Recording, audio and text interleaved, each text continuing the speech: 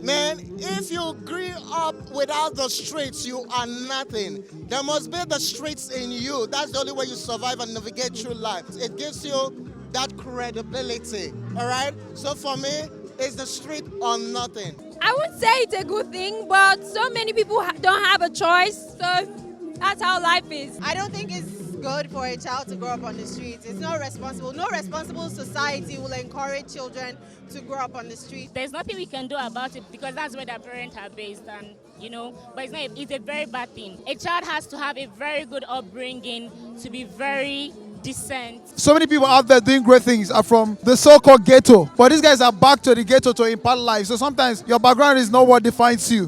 Whatever you find yourself, it's not your making. If you happen to grow up there, it's your luck. So grow up and become somebody much more better in life.